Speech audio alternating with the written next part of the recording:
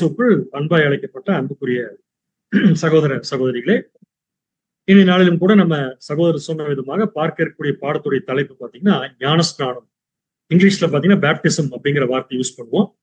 கிறிஸ்தவர்களை பொறுத்த வரைக்கும் பாத்தீங்கன்னா இந்த வார்த்தை ரொம்ப ஒரு எளிதான ஒரு வார்த்தை, அவங்க வாழ்க்கையில தவிர்க்க முடியாத ஒரு வார்த்தை.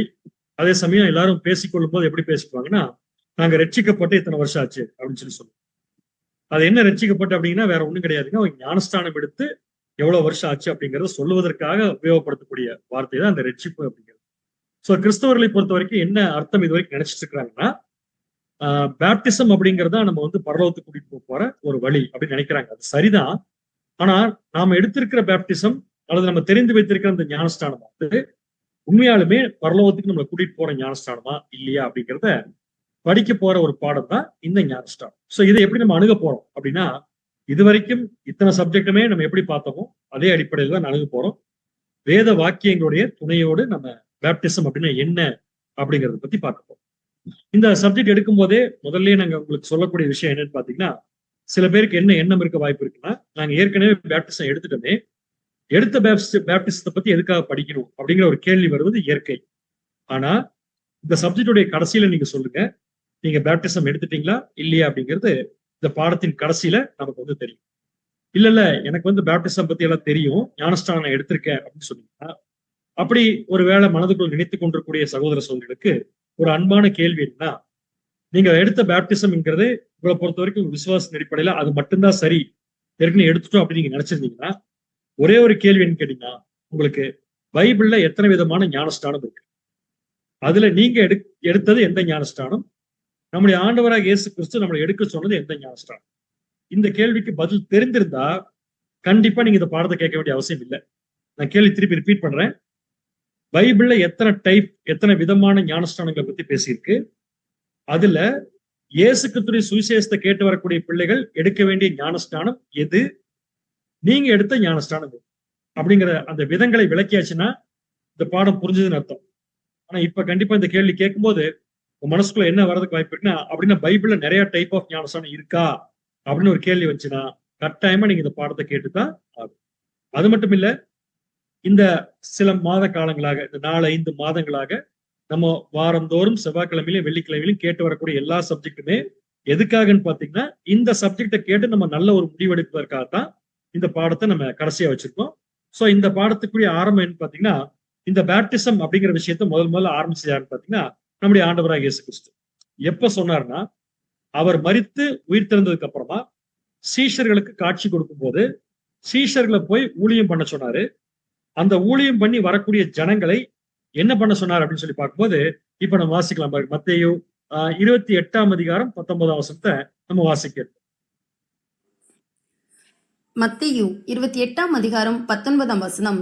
ஆகையால் நீங்கள் புறப்பட்டு போய் சகல ஜாதிகளையும் சீஷராக்கி பிதா குமாரன் பரிசுத்த ஆவியின் நாமத்திலே அவர்களுக்கு ஞானஸ்நானம் கொடுத்து, என்னுடைய சுவிசேஷத்தை கேட்டு வெவ்வேறு மதத்திலிருந்து வெவ்வேறு பாரம்பரியத்திலிருந்து இயேசு கிறிஸ்துடைய சுவிசேஷத்தை கேட்டு வரக்கூடிய ஜனங்களுக்கு சீஷர்கள் என்ன கொடுக்கணும்னு ஆண்டவர் சொல்லிட்டு போயிட்டாருன்னா, ஞானஸ்நானம் கொடுக்குன்னு சொல்லிட்டாரு.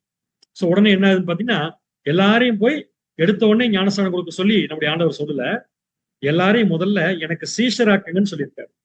அப்ப இயேசு கிறிஸ்துக்கு சீஷராக்குறதுன்னா என்ன அப்படின்னு பாத்தீங்கன்னா, அவரை பின்பற்றக்கூடிய ஜனங்களா மாற்றுறதுதான் சீஷர்கள். அப்ப இந்த சீஷர்களாக மாற்றப்பட்ட ஜனங்கள் மனநிலைமையில இயேசு கிறிஸ்துவ மட்டும்தான் பின்பற்றுவோம் அப்படின்னு சொல்லியாச்சுன்னா, அவங்க அதுக்கு அடுத்து செய்ய வேண்டிய முதல் காரியம் என்னன்னு பாத்தீங்கன்னா ஞானஸ்நானம். இதை முதல்ல எக்ஸிக்யூட் பண்ணது யாருன்னு பாத்தீங்கன்னா, இந்த 11 அப்போஸ்தலர்கள்ல இதை கேட்டு உள்வாங்கி சரியா செஞ்சது யாருன்னு பாத்தீங்கன்னா அப்போஸ்தலனாகிய பேதுரு. அவர் போய் யூதர்கள் மத்தியில ஒரு பிரசங்கம் பண்றாரு. முதல்ல பிரசங்கம், அந்த பிரசங்கத்தை கேட்டு இயேசு கிறிஸ்துவை பின்பற்ற வரேன்னு சொல்றவங்களுக்கு தான் ஞானஸ்நானம் கொடுத்தார். வாசிக்கலாம் பாருங்க. அப்போஸ்தலர் 2ஆம் அதிகாரம் 37 மற்றும் 38. அப்போஸ்தலர் 2ஆம் அதிகாரம் 37 மற்றும் 38ஆம் வசனங்கள். இதை அவர்கள் கேட்ட பொழுது இருதயத்திலே குத்தப்பட்டவர்களாகி பேதுருவையும் மற்ற அப்போஸ்தலரையும் பார்த்து, சகோதரரே, நாங்கள் என்ன செய்ய வேண்டும் என்றார்கள். பேதுரு அவர்களை நோக்கி, நீங்கள் மனம் திரும்பி ஒவ்வொருவரும் பாவ மன்னிப்புக்கு என்று இயேசு கிறிஸ்துவின் நாமத்தினாலே ஞானஸ்நானம் பெற்றுக் கொள்ளுங்கள், அப்பொழுது பரிசுத்த ஆவியின் வரத்தை பெறுவீர்கள். பாருங்க, எடுத்தோடனே பேதுரு போய் யாருக்கும் சத்தியத்தை சொல்லி உடனே அவங்க வந்து என்ன நினைக்கிறாங்களோ தெரியாது, நீங்க பேப்டிசம் எடுக்குன்னு சொல்லல. அவங்களுக்கு ஒரு சத்தியத்தை எடுத்து வைக்கிறாரு. கேட்கிற ஜனங்கள் அந்த சத்தியத்தை கேட்டு அவங்க மனசுல குத்தப்பட்டு அவங்க நேரா பேதுருகிட்ட வராங்க. நாங்க இனிமேல் அடுத்து என்ன செய்யணும் அப்படின்னு என்ன புரிஞ்சுட்டாங்கன்னா, இது வரைக்கும் புரியாத விஷயத்த பேதுரு புரிய வச்சிட்டாரு. இது வரைக்கும் அவங்க பண்ண தப்ப எது சரிங்கிறத பேதுரு புரிய வச்ச உடனே இப்ப அந்த பேதுருட்டே கேட்கறாங்க, நீங்க என்ன பண்ணணும்?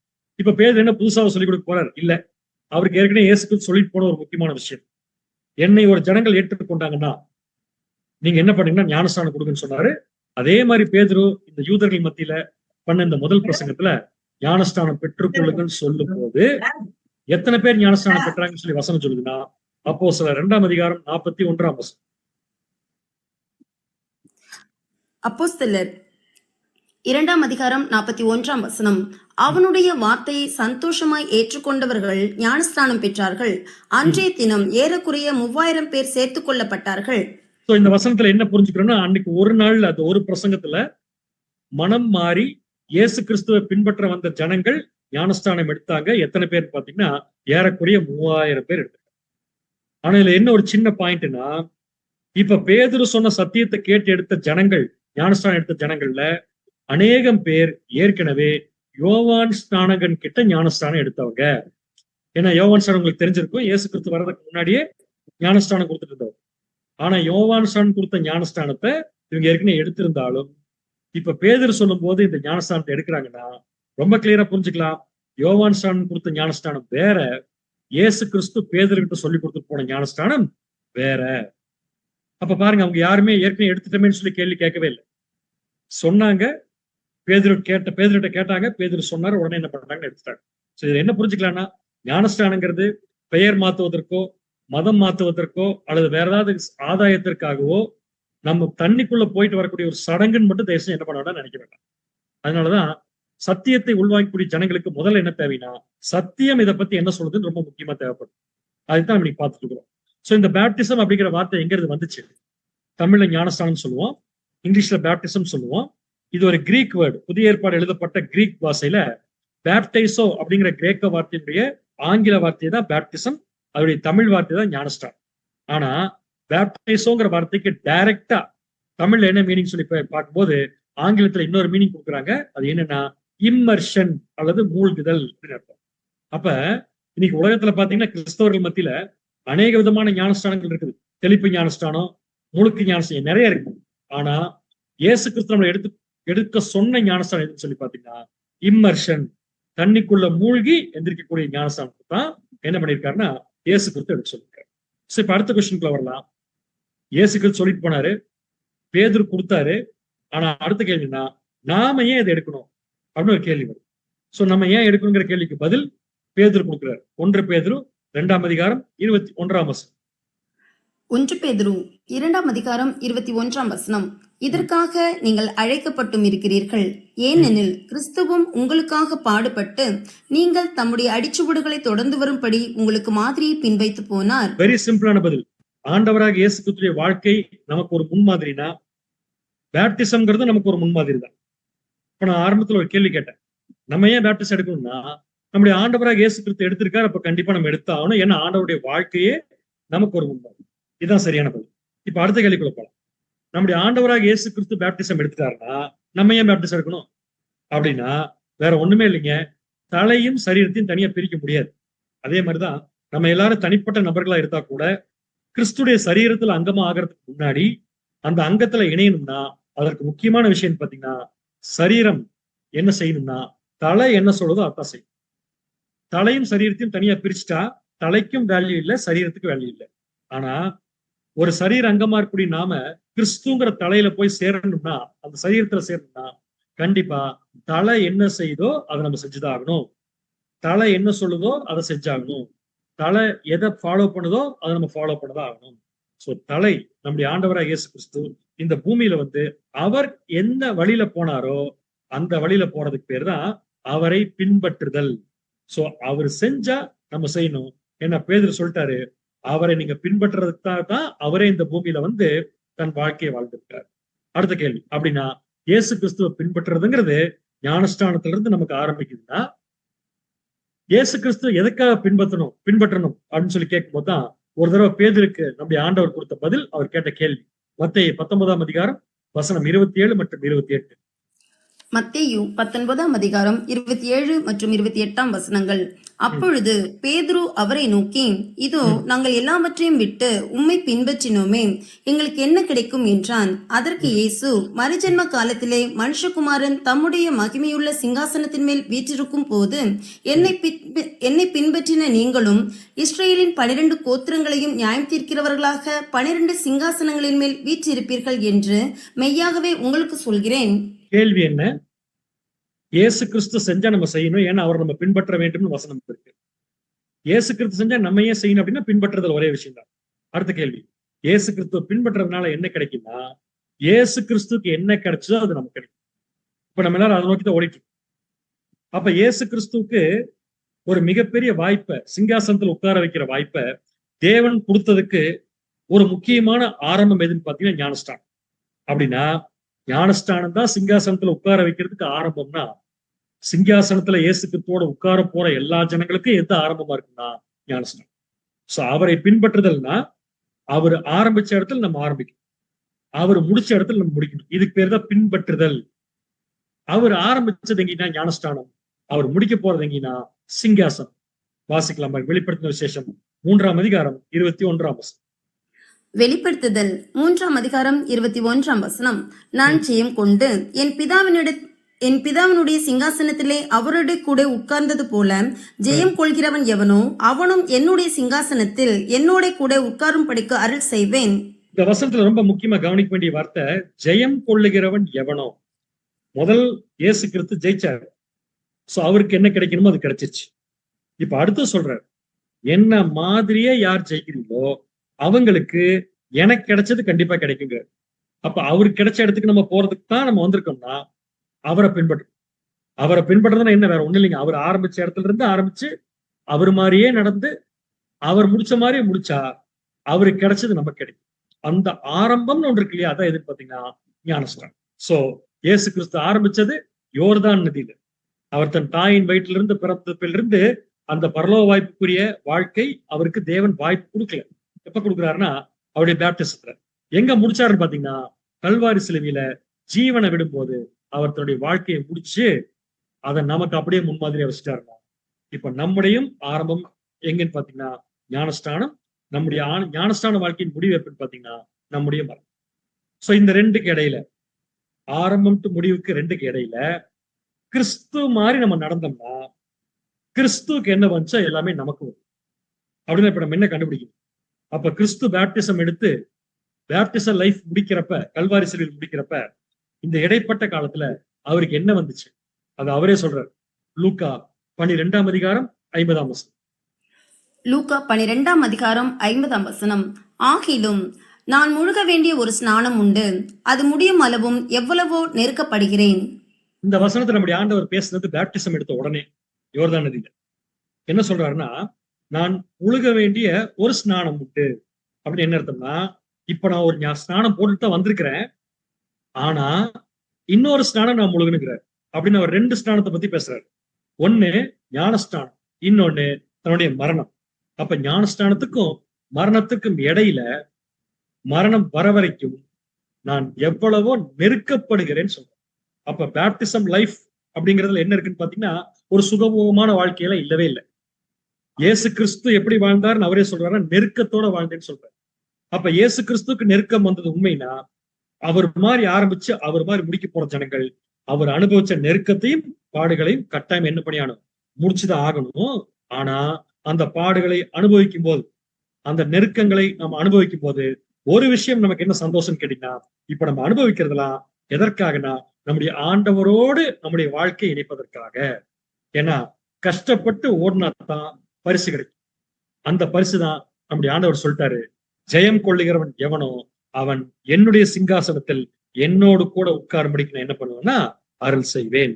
அதனால இந்த சிங்காசனத்துல உட்கார்ந்து இயேசு கிறிஸ்துவோட அரசாட்சி செய்ய போற வாய்ப்பை பெற்றுக்கொள்ளக்கூடிய ஒவ்வொருத்தரும் கண்டிப்பா என்ன செஞ்சிருக்கணும்னா ஞானஸ்நானம் எடுத்திருக்க வேண்டும்.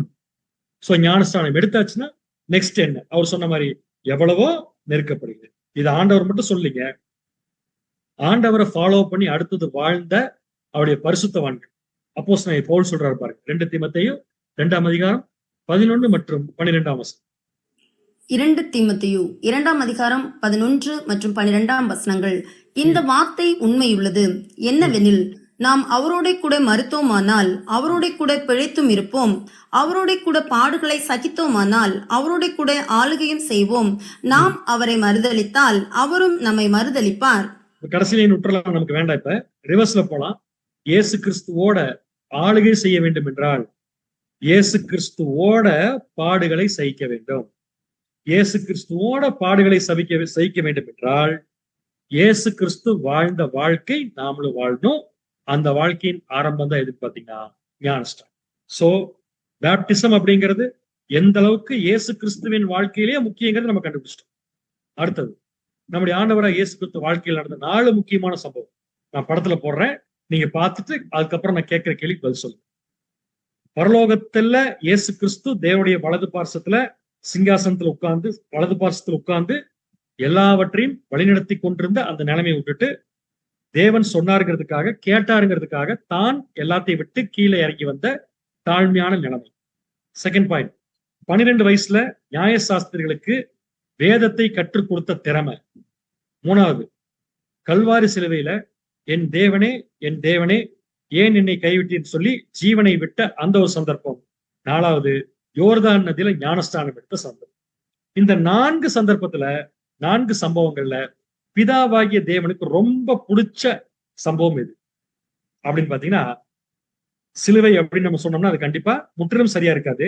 ஏன்னா சிலுவையில கூட இயேசு கிறிஸ்து மரிக்கும் போது செய்யாத ஒரு விஷயத்த தேவன் இயேசு கிறிஸ்துடைய ஞானஸ்தானத்துல செஞ்சார். என்ன செஞ்சார் வாசிக்கலாம். மத்தேயு 3ஆம் அதிகாரம் 16ஆம் வசனம். மத்தேயு 3ஆம் அதிகாரம் 16ஆம் வசனம். இயேசு ஞானஸ்நானம் பெற்று ஜலத்திலிருந்து கரையேறின உடனே இதோ வானம் அவருக்கு திறக்கப்பட்டது, தேவ ஆவி புறாவை போல இறங்கி தம்மில் வருகிறதை கண்டார். இப்படி ஒரு விஷயம் இயேசு கிறிஸ்து மரிக்கும் போது நடக்கல, ஆனா பேப்டிசம் எடுக்கும்போது நடக்குது. நடந்து என்ன தேவன் பேசினார் வாசிக்கலாம். 17ஆம் வசனம். 17ஆம் வசனம். அன்றியும் வானத்திலிருந்து ஒரு சத்தம் உண்டாகி, இவர் என்னுடைய நேசகுமாரன், இவரில் பிரியமாயிருக்கிறேன் என்று உரைத்தது. இது வரைக்கும் பிதாவாகிய தேவன் எந்த இடத்துலயாவது இயேசு கிறிஸ்து ஏதாவது ஒரு காரியத்தை செய்யும் போது இவர் என் பையன், இவர் மேல நான் பிரியமா இருக்கேன்னு சொல்லல. ஆனா எங்க சொல்லியிருக்காருன்னு பாத்தீங்கன்னா அவருடைய ஞானஸ்தானம். ஏன் தெரியுங்களா? இயேசு கிறிஸ்துடைய வாழ்க்கையில மரணம்ங்கிறது ஒரு முக்கியமான விஷயம். ஆனா மரணத்துல அப்ரிஷியேட் பண்ணாத தேவன், ஈவன் மரணத்துல வாயை திறந்து பேசாத தேவன் இயேசு கிறிஸ்துடைய ஞானஸ்தானத்துல என்ன சொல்றாருன்னா, இவருடைய நேசகுமாரன், இவர் நான் எப்படி இருக்கேன், பிரியமா இருக்கு. அப்படின்னா இயேசு கிறிஸ்துடைய வாழ்க்கையில தேவன் ரொம்ப பிரியமா பார்த்த பகுதி எதுன்னு பாத்தீங்கன்னா வேற ஒண்ணும் இல்லைங்க, அவருடைய ஞானஸ்தானம். அப்படின்னா நம்ம லைஃப்ல கூட இயேசு கிறிஸ்து சொன்ன அந்த ஞானஸ்தானத்தை நம்ம எடுக்கும்போது கண்டிப்பா தேவன் நம்மளை பார்த்தும் இப்படித்தான் சொல்லுவாரு, இவர்கள் என்னுடைய நேசகுமாரர்கள், இவர்கள் மேல நான் என்னவா இருக்கிறேன், பிரியமா இருக்குன்னு சொல்லுவார். சோ இந்த மாதிரி வாய்ப்புக்குள்ள போய் கரெக்டான பாதையில போய் இயேசு கிறிஸ்து மாதிரி வாழ்ந்து முடிக்கிறவங்க தான் 1,44,000 பேர். பேப்டிசம் எடுத்த எல்லாருமே பரலோகத்துல போய் சிங்காசனத்துல உட்கார போறது இல்லை. ஏன்னா யோவான் ஏற்கனவே இந்த காட்சியை பார்த்து விளக்கம் கொடுத்தார். வெளிப்படுத்தின விசேஷம் 17ஆம் அதிகாரம் 14ஆம் வசனம். வெளிப்படுத்துதல் 17ஆம் அதிகாரம் 14ஆம் வசனம். அவரோடு கூட இருக்கிறவர்கள் அழைக்கப்பட்டவர்களும் தெரிந்து கொள்ளப்பட்டவர்களும் உண்மையுள்ளவருமாய் இருக்கிறார்கள் என்றார். இது ஃபியூச்சர்ல நடக்க வேண்டிய ஒரு சம்பவத்தை யோவான் முன்னாடியே பார்த்தாரு. அந்த காட்சியில கிளியரா இருக்கு. சபை 1,44,000 பேரும் எப்படி இருக்காங்கன்னா, அழைக்கப்பட்டவர்கள், தெரிந்து கொள்ளப்பட்டவர்கள், உண்மையுள்ளவர்கள். சோ இது 3மே ஒரு சகோதரனோ ஒரு சகோதரியோ கடந்து வர வேண்டிய நிலைமைகள். அதுல முதல் நிலைமை அழைக்கப்பட்டது. அழைக்கப்பட்ட நிலைமைக்கு எத்தனை பேர் வராங்க ஆண்டவர் கிளியரா சொல்லிட்டார். அந்தபடியே அழைக்கப்பட்டவர்கள் அநேகர். அப்படின்னா கிறிஸ்தவர்கள் மார்க்கத்துக்குள்ள கிறிஸ்துவை ஏற்றுக்கொண்டு விசுவாசிகளா வரக்கூடிய ஜனங்கள் அநேகர். ஆனா தெரிந்து கொள்ளப்பட்டவர்கள் எத்தனை பாத்தீங்கன்னா சிலர்னு சொல்றாரு. அந்த தெரிந்து கொள்ளப்பட்டவர்கள் யாருன்னு பாத்தீங்கன்னா உண்மையாலுமே இயேசு கிறிஸ்து சொன்ன ஞானஸ்தானத்தை எடுத்து இயேசு கிறிஸ்து மாதிரியே தங்கள் வாழ்க்கையை கொண்டு போறவங்க யாருன்னு பாத்தீங்கன்னா இந்த தெரிந்து கொள்ளப்பட்டவர்கள். அவர்கள் அழைக்கப்பட்டவர்கள் மத்தியிலிருந்து வராங்க. ஆனா அழைக்கப்படாம தெரிந்து கொள்ளப்பட்ட நிலைமைக்கு என்ன பண்ண முடியாது, வர முடியாது. சோ பேப்டிசம்ங்கிறது எந்த ஸ்டேஜ்னா தெரிந்து கொள்ளப்பட்ட நிலைமை. அதுல உண்மையா கடைசி வரைக்கும் நின்னா அவங்க யாருன்னு பாத்தீங்கன்னா உண்மையுள்ளவர்கள். அவர்கள் தான் 1,44,000. சோ பேப்டிசம் எங்க நம்ம லைஃப்ல ஆரம்பிக்குதுன்னா அழைக்கப்பட்ட நிலைமையில அல்ல. அழைக்கப்பட்ட நிலைமையிலிருந்து அடுத்த ஸ்டேஜ் எதுன்னு பாத்தீங்கன்னா ஞானஸ்தானம். சோ இந்த ஞானஸ்தானம் என்ன பண்ணுதுன்னு பாத்தீங்கன்னா ஒரு சகோதரனை ஒரு சகோதரி கிறிஸ்துவோட சிங்காசனத்துல உட்கார வைக்கிறதுக்கு முதல் ஆரம்பமாக அமைகிறது. அதனால இது ஒரு மிகப்பெரிய வாய்ப்பு. இந்த மிகப்பெரிய வாய்ப்புக்குள்ள போய் இயேசு கிறிஸ்து சொன்ன மாதிரி நடந்து கிறிஸ்துவோட சிங்காசனத்துல பரலோகத்துல உட்காருவதற்கு முதல் ஆசைப்பட்டது யார்? ஆசைப்பட்டது நான் சொல்றது யார் முதல்ல அடைஞ்சாங்கன்னு நான் கேட்கல. இந்த பரலோக வாய்ப்புக்குள்ள பேப்டிசம் மூலமா இயேசு கிறிஸ்துவோட போய் சிங்காசனத்துல உட்கார்றதுக்கு முதல் ஆசைப்பட்டது வேற யாரும் இல்லைங்க, யோவான் ஸ்நானன். இவருக்கு தான் என்ன ஒரு ஆசைன்னா இயேசு கிறிஸ்துவோட நம்ம போய் அவர் மாதிரியே வாழ்ந்து அவர் இருக்கிற இடத்துக்கு போகணும்னு நினைச்சாரு. ஆனா என்ன அவரு தேவன் அனுமதிக்கலனா தேவன் அந்த வாய்ப்பை யோவான் ஸ்நானன் கொடுக்கல. ஏன்னா யோவான் ஸ்நானன் இப்ப யாருக்கு பேப்டிசம் கொடுக்கணும்? நம்முடைய ஆண்டவராக இயேசு கிறிஸ்துக்கே கொடுக்கும். சோ யோவான் ஸ்நானன் இயேசு கிறிஸ்து பத்தி என்ன பேசுற? மத்தேயு 3:11. மத்தேயு 3:11. மனம் திரும்புவதற்கென்று நான் ஜலத்தினால் உங்களுக்கு ஞானஸ்தானம் கொடுக்கிறேன். எனக்கு பின் வருகிறவரோ என்னிலும் வல்லவராயிருக்கிறார். அவருடைய பாதரட்சைகளை சுமப்பதற்கு நான் பாத்திரன் அல்ல. அவர் பரிசுத்த ஆவியினாலும் அக்கினியினாலும் உங்களுக்கு ஞானஸ்தானம் கொடுப்பார். என்ன கிளியரா யோவான் ஸ்நானன் சொல்லிட்டாருன்னா பேப்டிசம் கொடுத்துட்டு இருக்கும்போதே சொல்றாரு யோவான் ஸ்நானன் யாருக்குன்னா தூத ஜனங்களுக்கு, மனம் திரும்புதலுக்கென்று நான் உங்களுக்கு ஜலத்துல ஞானஸ்தானம் கொடுக்குறேன். ஆனா எனக்கு பின்னாடி வரவர் கொடுக்குற ஞானஸ்தானம் கம்ப்ளீட்லி வேறிட்டார். அப்ப ஞானஸ்தானங்கிற வார்த்தைக்குள்ளே ஒரு ஞானம் இருக்கு. ஞானத்தோட ஸ்நானம் பண்ணும். நம்ம எடுத்த ஞானஸ்தானம் எதுன்னு ஆரம்பத்துல கேட்கிறப்ப நம்ம ஏன் பதில் சொல்ல முடியாம இருந்தோம்னா நம்ம எல்லாரும் ஸ்நானம் பண்ணிருக்கோம், ஞானஸ்தானம் பண்ணல. ஆனா இங்க யோவான் ஸ்நானன் கிளியரா சொல்றாரு, எனக்கு பின்னாடி வரவர் கொடுக்குற ஞானஸ்தானம் எப்படி இருக்குன்னா பரிசுத்த ஆவியினாலும் அக்னியினாலும் ஞானஸ்தானம். உண்மையுமே நடந்துச்சுக்குது. எப்படி தெரியுங்களா? ஒவ்வொருத்தரும் தண்ணிக்குள்ள போய் ஞானஸ்தானம் எடுத்து வரோம். அட் த சேம் டைம் அக்னி ஞானஸ்தானம்ங்கிறது எப்ப நடந்துச்சுன்னு பாத்தீங்கன்னா பெந்தேகோஸ்தே நாள்ல சீஷர்கள் மேல் மாடியில கூடியிருக்கும் போது அந்த இயேசு கிறிஸ்து உயிர்த்தெழுந்த 50வது நாள்ல எல்லா ஜனங்களுக்கும் அக்னியினாலும் என்ன பண்ணாருன்னு பாத்தீங்கன்னா ஞானஸ்தானம்.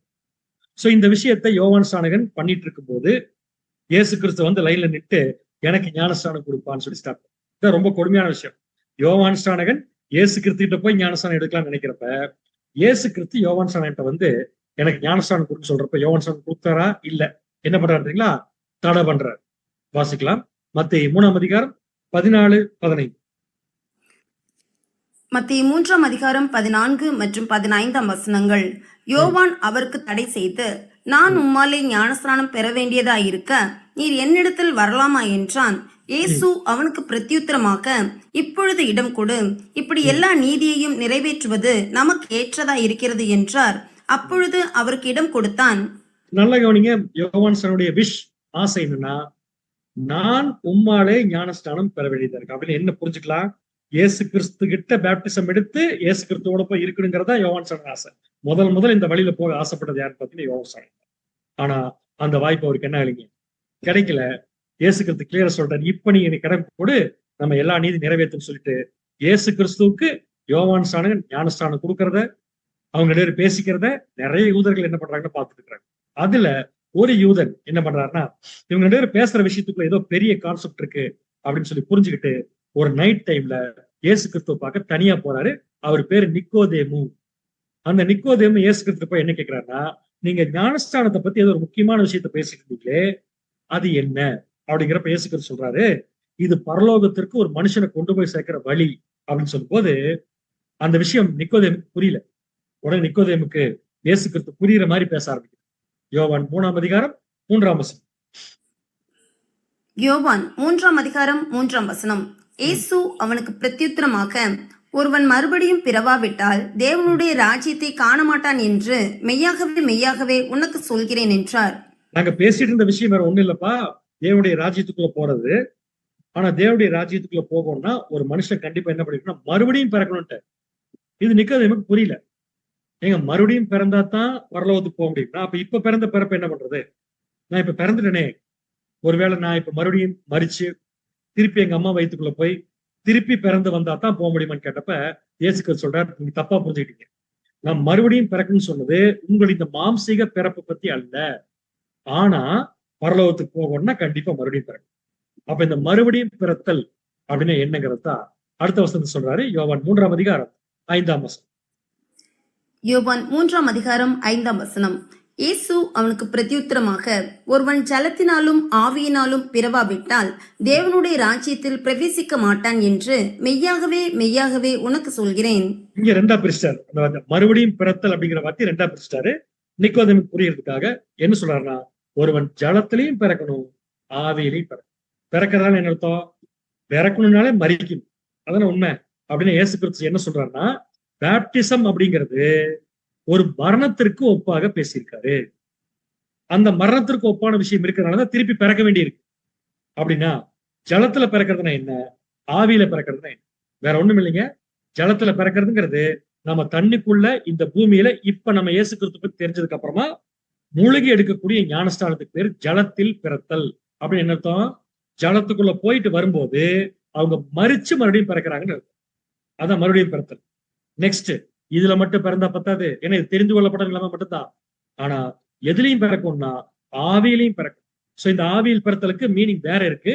இப்ப நமக்கு அது வேண்டாம். இப்போதைக்கு எப்படி வச்சுக்கலாம்னா, இயேசு கிறிஸ்து எடுத்த மாதிரி பேப்டிசம் ஞானஸ்தானம் எடுத்து முதலாம் உயிர்த்தெழுதல் ஆவிக்குரிய சரீரத்துக்கு போயிட்டோம்னு வச்சுக்கோங்களேன், அதான் ஆவியில் உயிர்த்தெழுதல். சோ ஒருவன் ஜலத்தினாலும் ஆவியினாலும் பிறவாவிட்டால் தேவனுடைய ராஜ்யத்தில் பிரவேசிக்க மாட்டான். இப்ப புரிஞ்சிருக்கும். பேப்டிசம் என்பது பழைய வாழ்க்கைக்கு மரித்து கிறிஸ்துவுக்குள்ளாக மீண்டும் உயிர்த்தெழுந்து வருவதற்கு பேர் தான் ஞானஸ்தானம். அடுத்தது லிட்டரலாவே இந்த பூமியில மரிச்சு மண்ணுக்குள்ள போய் நம்முடைய ஆவி மட்டும் உயிர்த்தெழுந்து போறதுக்கு பேர் தான் ஆவியில் பிறத்தல். சோ ஒரு மனுஷன் முதல்ல ஜலத்துல பிறக்கணும், அதுக்கப்புறம் கிறிஸ்து மாதிரி வாழணும்.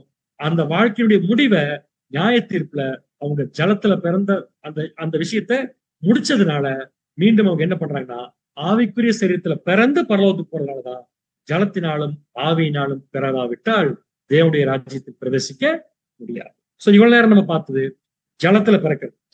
அப்ப ஜலத்துக்குள்ள பிறக்கணும்னா அந்த ஜலத்துக்குள்ள போறப்ப மரிக்கணும். எதுக்கு மரிக்கணும், எதுக்கு பிறக்கணும்? வாசிக்கலாம்.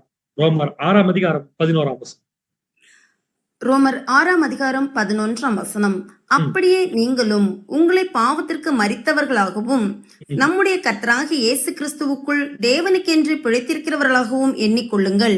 ரொம்ப கிளியரா சொல்லிட்டாரு பாருங்க. என்ன அழகா அப்போஸ்தலன் இப்போ சொல்றாரு. பாவத்திற்கு மரிக்கிறோம், கிறிஸ்துவுக்காக மறுபடியும் உயிர் தெழுந்து வரோம். எப்பன்னா நம்முடைய ஞானஸ்தானத்தை. உண்மைதானே? நம்முடைய ஞானஸ்தானம் கொடுக்கும்போது நம்மளை பாத்தீங்கன்னா தண்ணிக்குள்ள நிக்க வச்சு தண்ணிக்குள்ள நம்மளை மூழ்க வைக்கும் போது அது எதுக்கு அடையாளமா இருக்குன்னா, ஒரு டெட் பாடி படுத்திருக்கிற மாதிரிதான் இருக்கும். அதுக்கப்புறம் திருப்பி தூக்குறாங்க இல்லையா, அதை தூக்கி விடும்போது நம்ம மீண்டும் பிறக்கிறோம். எதுலைனா ஜலத்துல. சோ ஜலத்துல பிறக்கிற ப்ராசஸ் என்ன நடக்குதுன்னா, ஆதாமுடைய சந்ததியில வந்து நம்முடைய பாவத்தை நம்ம என்ன பண்றோம்னா ஒரு முழுக்கு போட்டுட்டு மறிச்சுட்டு கிறிஸ்துடைய சந்ததியில வருவதற்கான வாழ்க்கை வாழ ஆரம்பிக்கிறது பேர் தான் ஞானஸ்தானம். ஆனா இந்த ஞானஸ்தானத்துல நமக்கு என்னென்ன விஷயங்கள் நன்மைகள் நடக்குது அப்படிங்கிறத இந்த வசனத்திலே நம்ம பார்க்கணும். உலகத்துக்காக மரிக்கிறோம், ஆதாமுடைய சந்ததியில வந்த பாவத்திற்காக மரிக்கிறோம். ஆனா பாவத்துக்காக நம்ம மரிக்கும் போது நமக்கு என்னென்ன சலுகைகள் தேவன் கிட்ட இருந்து வருது அப்படிங்கிறத பேப்டிசம் மூலம் தெரிஞ்சுக்கலாம். சோ பேப்டிசம் எடுத்தாச்சு. இப்ப என்ன நடக்குது பாருங்க. மறுபடியும் வாசிக்கலாம். ரோமர் 6:11. 11ஆம் வசனம். அப்படியே நீங்களும் உங்களை பாவத்திற்கு மரித்தவர்களாகவும் நம்முடைய கர்த்தராகிய இயேசு கிறிஸ்துவுக்குள் தேவனுக்கென்று பிழைத்திருக்கிறவர்களாகவும் எண்ணிக்கொள்ளுங்கள். இந்த வசனம் என்ன சொல்றதுன்னா, ஃபர்ஸ்ட் நம்ம பாவத்திற்கு மரிக்கும் போது, அதாவது பேப்டிசம் எடுக்கிறதுக்கு முன்னாடி, அடுத்தது கிறிஸ்துவுக்குள்ள பிழைக்கிறது பேப்டிசம் எடுத்துக்கு பின்னாடி. பேப்டிசம் எடுக்கிறதுக்கு முன்னாடி எப்படி இருக்கிறோம், பேப்டிசம் எடுத்ததுக்கு பின்னாடி எப்படி இருக்கும். பேப்டிசம் எடுக்கிறதுக்கு முன்னாடி நம்ம கிறிஸ்துவுக்குள்ள இல்ல, ஆனா கிறிஸ்தவர்களா இருந்தோம். எந்த மாற்றம் இல்லை. கிறிஸ்தவர்களா இருந்தோம், ஆனா கிறிஸ்துவுக்குள்ள இல்ல. முறையா இயேசு கிறிஸ்து சொல்ற ஞானஸ்தானத்தை யார் எடுக்கிறாங்களோ, அதாவது ஆதாமுடைய பாவத்திற்கு மரித்து தண்ணிக்குள்ள முழுக்கு போட்டு கிறிஸ்துவுக்குள்ள யார் எந்திரிக்கிறாங்களோ அவங்களுக்கு கிறிஸ்து என்ன ஒரு அஷூரன்ஸ் கொடுக்குறாருன்னா, இனிமேல் நீங்க தனி ஆள் இல்ல. ஏன்னா வசனம் என்ன சொல்லுதுன்னா, பவுல் என்ன சொல்றாருன்னா, இயேசு கிறிஸ்து உள்ள நம்ம இருக்கோம்னு சொல்லிட்டாங்க. அப்படின்னு என்ன அர்த்தம்? வெளியே எப்படியோ சுத்திட்டு இருந்த நம்ம இந்த உணர்வுள்ள ஞானஸ்தானம் எடுக்கும் போது கிறிஸ்துவுக்குள்ள வந்துடுறோம். அப்ப கிறிஸ்து நம்ம கொடுக்குற பாதுகாப்பு நமக்கு 24 hours கிடைக்கும். அதான் கிறிஸ்துவுக்குள் அப்படின்னு சொல்றோம். இந்த மாதிரி வரக்கூடிய ஜனங்கள் வாழ்க்கையை முடிக்கும் போது அவங்களுக்கு என்ன ரிவார்டு கிடைக்க போகுது அப்படின்னா வெளிப்படுத்தின விசேஷம் 20ஆம் அதிகாரம் 6ஆம் வசனம். வெளிப்படுத்துதல் 20ஆம் அதிகாரம் 6ஆம் வசனம். முதலாம் உயிர்த்தெழுதலுக்கு பங்குள்ளவன் பாக்கியவானும் பரிசுத்தவானுமாய் இருக்கிறான். இவர்கள் மேல் இரண்டாம் மரணத்துக்கு அதிகாரம் இல்லை.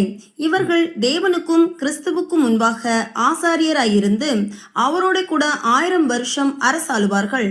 இதைத்தான் அப்பே பவுல் சொன்னாரு, அவரோட கூட பாடுகளை சகித்தோமானால் அவரோட கூட ஆளுகை செய்வோம். சோ இந்த இடத்துல இந்த ஆவியிலையும் ஜலத்திலையும் ஆவியிலையும் பிறக்கிறவங்க இரண்டாம் மரணத்துக்கு அதிகாரம் அவங்க மேல இல்ல. அவங்க கிறிஸ்துவோட என்ன பண்ணுவாங்கன்னா 1000 வருஷம் அரசாளுவாங்க. அதற்குரிய ஃபார்முலா ரொம்ப சிம்பிள். ஜலத்துக்கு எந்திரிக்கணும், ஆவியில உயிர் தள்ளணும். ரெண்டு நடக்கணும்னா நம்ம ஜலத்துல உள்ள போறப்ப ஆதாமுடைய பாவத்துக்கு மறிக்கிறோம். மாம்ச பிரகாரமா இந்த பூமியில வாழ்ந்து முடிச்சு மாம்சம் மறிக்கும் போது நம்முடைய ஸ்பிரிட் என்னன்னு பாத்தீங்கன்னா பரலோகத்துக்கு போகுது. இந்த ரெண்டு விஷயமும் நடக்காம ஒருவன் தேவனுடைய ராஜ்யத்துல என்ன பண்ண முடியாதுங்க, பிரவேசிக்க முடியாது. அட் த சேம் டைம் இயேசு கிறிஸ்துக்குள்ளாக ஞானஸ்தானம் பெற்ற நாம எடுத்த ஞானஸ்தானத்தின் பெயர் என்ன? ரோமர் 6ஆம் அதிகாரம் 3ஆம் வசனம். ரோமர் 6ஆம் அதிகாரம் 3ஆம் வசனம். கிறிஸ்து இயேசுவுக்குள்ளாக ஞானஸ்நானம் பெற்ற நாம் அனைவரும் அவருடைய மரணத்துக்குள்ளாக ஞானஸ்நானம் பெற்றதை அறியாமல் இருக்கிறீர்களா? சோ நம்ம எடுத்த ஞானஸ்தானம் அல்லது நீங்க எடுக்க போற ஞானஸ்தானத்துக்கு என்ன பேருனா கிறிஸ்துடைய மரணத்திற்குள்ளான ஞானஸ்தானம். ஏன் மரணத்திற்குள்ளான ஞானஸ்தானம்? ஆக்சுவலா அந்த மரணமே மறுபடியும் பிறக்கிறது தானே. அப்போ ஒருத்தர் பிறக்கணும்னா மறிக்கணும்ல. அப்ப எதுக்கு மறிக்கணும் அப்படிங்கறத முக்கியமா புரிஞ்சுட்டவங்களுக்கு இந்த ஞானஸ்தானம் என்ன பேர் கொடுத்ததுன்னா கிறிஸ்துவுடைய மரணத்திற்குள்ளான ஞானஸ்தானம். இதுதான் கிறிஸ்து நம்மளை எடுக்க சொன்ன ஞானஸ்தானம். இது தெரியாம ஏதோ ஒண்ணு எடுத்திருந்தோம்னா அது ஞானஸ்தானம் அல்ல, ஸ்நானம் மட்டும்தான். அப்படின்னா கிறிஸ்து இயேசுக்குள்ளான ஞானஸ்தானம் எடுப்பதற்கு முன்னாடி நம்ம கிறிஸ்துவுக்கு வெளியே இருந்தோம். இந்த ஞானஸ்தானம் எடுத்ததுக்கு அப்புறம் நம்ம கிறிஸ்துவுக்கு உள்ள வந்துட்டோம். அப்படின்னா கிறிஸ்துவுக்குள்ள வந்து என்ன அர்த்தம்? வெளியே இருந்தா என்ன, உள்ள இருந்தா என்ன? வெளியே இருந்தா கிறிஸ்துடைய பாதுகாப்பு டைரக்டா நமக்கு வராது. ஆனா கிறிஸ்துக்குள்ள இருந்தோம்னா நமக்கு வெளியே கிறிஸ்து இருக்கிறதுனால அவர் கொடுக்குற பாதுகாப்பு நமக்கு எப்பவுமே கிடைக்கும். இந்த பிரிவிலேஜ் யாருக்குன்னு பாத்தீங்கன்னா இந்த பேப்டிசம் எடுக்கிறவங்களுக்கு மாத்திரம்தான். வசனம் வாசிக்கலாம். கொலேசியர் 3ஆம் அதிகாரம் 3ஆம் வசனம். கொலேசியர் 3ஆம் அதிகாரம் 3ஆம் வசனம். ஏனென்றால் நீங்கள் மரித்தீர்கள், உங்கள் ஜீவன் கிறிஸ்துவுடனே தேவனுக்குள் மறைந்திருக்கிறது. இந்த வசனம் என்ன அழகா பவுல் சொல்லியிருக்காரு பாருங்க. ஃபர்ஸ்ட் வசனம் நீங்கள் மரித்தீர்கள். உடனே நம்ம என்ன பயந்து கூடாது, இந்த பூமியில வயசாகி மரிச்சு போறாங்களே, வியாதி வந்து மரிக்கிறாங்களா, அதை பத்தி பேசல. ஞானஸ்தானத்தை பத்தி பேசுறீங்க. நீங்கள் மரித்தீர்கள், உடனே உங்கள் ஜீவன். என்னைக்கு நீங்க ஆதாமுடைய பாவத்திற்கு பேப்டிஸ்ட்ல மரிச்சு வரீங்களோ உடனே உங்கள் ஜீவன், உங்க உயிர் கிறிஸ்து உடனே தேவனுக்குள் மறைந்திருக்கு. இதான் உச்சகட்ட பாதுகாப்பு. ஏற்கனவே கிறிஸ்துக்குள் நம்ம இருக்கிறோம். கிறிஸ்து யாருக்குள் இருக்காருன்னா தேவனுக்குள் இருக்காரு. அப்ப நம்ம ஒருத்தர் டச் பண்ணோம்னா முதல்ல தேவனத்தோடனும் அப்புறம் கிறிஸ்துவத்தோடும். இவங்க அனுமதி இல்லாம நம்மளை யாரும் ஒண்ணும் பண்ண முடியாது. எப்பைன்னா அந்த கிறிஸ்துடைய மரணத்திற்குள்ளா ஞானஸ்தானம் எடுத்தா மட்டும். இது மட்டும் இல்லைங்க, நம்ம பேப்டிசம் எடுத்து நம்ம போற இடத்துல பூரா எப்படி கிறிஸ்து பாதுகாப்பை என்ஷூர் பண்றாருங்கிறத தேவன் கிறிஸ்து கொடுத்த பாதுகாப்பை வச்சு கண்டுபிடிக்கலாம். இயேசு கிறிஸ்து ஒரு தடவை அரெஸ்ட் பண்றதுக்கு பிரதான ஆசனுடைய ஆட்கள்லாம் வேலைக்காரெல்லாம் வந்துட்டாங்க. ஆர்மி வந்துருச்சு. வந்தோடனே பேதுரு என்ன பண்ணிட்டாருன்னா அந்த பிரதான ஆசனுடைய வேலைக்காரருடைய காதை வெட்டிட்டாரு. வெட்ட உடனே இயேசு கிறிஸ்து அந்த காதை ஒட்ட வச்சுட்டு பேதுரு பார்த்து என்ன சொன்னாருன்னா, எதுக்கா நீ அப்படி பண்ணிருக்கிறப்ப உங்களை காப்பாத்துறதுன்னு சொன்னார். அப்பதான் இயேசு கிறிஸ்து சொல்றாரு, என்னை காப்பாத்தணும்னு எங்க அப்பா நினைச்சா எனக்கா என்ன பண்ணுவார் தெரியுமா? அப்படின்னா அப்பா என்ன பண்ண போறாருங்கிறது இயேசு கிறிஸ்து தெரிஞ்சிருக்கு. ஏன்னா அதுதான் அப்பா கொடுக்குற பாதுகாப்பு. அதே பாதுகாப்பு தான் நமக்கும். ஏன்னா அதே பேப்டிஸ்ட் தான் நம்ம எடுக்க போறோம். அப்ப இயேசு கிறிஸ்துக்கு என்ன பாதுகாப்பு கொடுத்திருக்காரு? மத்தேயு 26ஆம் அதிகாரம் 53ஆம் வசனம். மத்தேயு 26ஆம் அதிகாரம் 53ஆம் வசனம். நான் இப்பொழுது என் பிதாவை வேண்டிக் கொண்டால் அவர் 12 லேகியோனுக்கு அதிகமான தூதரை என்னிடத்தில் அனுப்ப மாட்டார் என்று நினைக்கிறாயா? இந்த 12 லேகியோன்கிறது 72,000 பேர் ரோமன் பெட்டாலியர். 72,000 தேவதூதர்கள் இயேசு கிறிஸ்துவ பாதுகாப்பு பார்த்திருக்காங்கன்னா கண்டிப்பா அந்த தேவதூதர்கள் யாருக்கு பாதுகாப்பு கொடுப்பாங்க? நமக்கு கொடுக்கும். பிகாஸ் நம்ம சாதாரண நாட்கள் இல்ல, பேப்டிசம் எடுத்த உடனே இயேசு கிறிஸ்துக்குள்ள போயிட்டு நம்ம கிறிஸ்துவை தரித்துக் கொள்கிறோம். தட் மீன்ஸ் கிறிஸ்துவ மீறிதான் எந்த ஆபத்தால் தான் நமக்கு. வசனம் வாசிக்கலாம். கலாத்தியர் 3ஆம் அதிகாரம் 27ஆம் வசனம். கலாத்தியர் 3ஆம் அதிகாரம் 27ஆம் வசனம். ஏனெனில் உங்களில் கிறிஸ்துவுக்குள்ளாக ஞானஸ்நானம் பெற்றவர்கள் எத்தனை பேரும் அத்தனை பேரும் கிறிஸ்துவை தரித்துக் கொண்டீர்களே. அத்தனை பேரும் கிறிஸ்துவை தரித்துக் கொண்டீர்கள். சோ கிறிஸ்து தெரியுமா? நம்ம தெரிய மாட்டோம், கிறிஸ்து தான் தெரியவர் எல்லாருக்குமே. இதுதான் பாதுகாப்பு. சோ இந்த பாதுகாப்பு ரொம்ப கிளியரா ஏற்கனவே நம்ம ஆசிரியர் கூடாரம் படிக்கிறப்ப கண்டுபிடிச்சு. எப்படி நான் சொல்றேன் பாருங்க. இந்த ஆசிரியர் கூடாரத்துக்கு வெளியே இருக்கிற இடத்துக்கு பேர் பாளையம். ஆசிரியர் கூடாரத்துல ஃப்ரண்ட்ல இருக்கிற போர்ஷனுக்கு பேர் பிரகாரம்.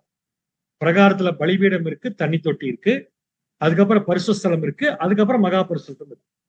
இப்ப பிரகாரத்திற்கும் பாளையத்துக்கும் ஒற்றுமைன்னா ரெண்டு வேற வேற இடம் இருந்தாலும் வேற வேற இடமா இருந்தாலும் ரெண்டுமே ஓப்பன் பிளேஸ். ஆனா பரிசுத்தலமும் மகா பரிசுத்தலம் எப்படிப்பட்ட பிளேஸ்னா க்ளோஸ்ட் பிளேஸ். அப்ப நம்ம பேப்டிசம் எடுக்கும் போது நம்ம எங்க இருந்து எங்க போறோம் அப்படின்னா பிரகாரத்துல இருந்து பரிசுத்தலத்துக்குள்ள போறோம். அப்ப ஒரு மனிதனுடைய வாழ்க்கை பாளையத்திலிருந்து சத்தியத்தை கேட்டு பிரகாரத்துக்கு வந்து பிரகாரத்துல தொடர்ந்து உண்மையுள்ளவர்களை வாழ்றதுனால தேவன் அவங்க எங்க கூட்டிட்டு போறாருன்னா பரிசுத்தலத்துக்கு கூட்டிட்டு போறாரு. அந்த பரிசுத்தலத்துக்குள்ள கூட்டிட்டு போகும்போது எப்ப என்ன கண்டிஷன் வைக்கிறாருன்னா அதான் பேப்டிசம். சோ பேப்டிசம் மூலமாக பரிசுத்தலத்துக்குள்ள போன உடனே நம்ம கம்ப்ளீட்டா பரிசுத்தலத்துக்குள்ள போறதுனால அந்த பாதுகாப்பு என்னது நமக்கு கிடைச்சு. அப்ப பேப்டிசம் எடுத்தாதான் இந்த பாதுகாப்பு நமக்கு உறுதி செய்யப்படுகிறது. அன்புக்குரிய சகோதர சொல். அதனாலதான் சகரியில ஒரு வசனம் இருக்கு. இதை நம்ம செஞ்சிட்டோம்னா நம்மளை ஒருத்தர் ஒண்ணும் செய்ய முடியாது. என்னது? பேப்டிசம். என்ன செய்ய முடியாது? சகரியா 2ஆம் அதிகாரம் 8ஆம் வசனம். சகரியா 2ஆம் அதிகாரம் 8ஆம் வசனம். உங்களை தொடுகிறவன் அவருடைய கண்மணியை தொடுகிறான். அதான் உண்மை. நம்முடைய கண்மணியை நம்மளால தொட முடியாது. அவரும் சொல்லியிருக்கிறது பிதாவாகிய தேவன். அவருடைய கண் ஆண்டவராக இயேசு கிறிஸ்து. அதுக்குள்ள இருக்கிற கண்மணி தான் நாம். எப்ப இதெல்லாம் கேட்டா இந்த பேப்டிசம் எடுத்து இந்த வாழ்க்கை வாழ்ந்தா மட்டும்தான். சோ இந்த வாழ்க்கை நம்மளை எங்க கொண்டு விட்டுரும் அப்படின்னா ரோமர் 6ஆம் அதிகாரம் 5ஆம் வசனம். ரோமர் 6ஆம் அதிகாரம் 5ஆம் வசனம். ஆதலால் அவருடைய மரணத்தின் சாயலில் நாம் இணைக்கப்பட்டவர்களானால் அவர் உயிர்த்தெழுதலின் சாயலிலும் இணைக்கப்பட்டு இருப்போம். மரணத்தின் சாயல், கிறிஸ்துடைய மரணத்தின் சாயல்ங்கிறது ஞானஸ்நானம் டு கல்வாரி லைஃப். இந்த சாயலை நம்ம இணைச்சுக்கிட்டோம்னா கிறிஸ்துடைய இன்னொரு சாயல் இருக்கு, அதான் ஆவியில் உயிர்த்தெழுதல். அது உயிர்த்தெழுந்து அவர் பரலோகத்துக்கு போயிட்டார். அந்த சாயல் யாருக்கு கிடைச்சிருக்கா? நமக்கும் கிடைச்சிருக்கு. ஆனா இது கிடைக்கணும்னா ஞானஸ்நானம் என்பது ஆரம்பம் மட்டுமே.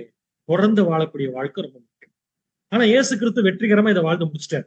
அப்ப அவர்கிட்டயே கேட்கலாம், ஆண்டவர் எப்படி இது உங்களால முடிஞ்சது அப்படின்னு கேட்டா அவர் சொல்றாரு, நான் பேப்டிசம் எடுக்கும் போது ஒரு விஷயத்த முடிவுபட்டேன். அது என்னன்னா எபிரேயர் 10ஆம் அதிகாரம் 5ஆம் வசனம். எபிரேயர் 10ஆம் அதிகாரம் 7ஆம் வசனம்.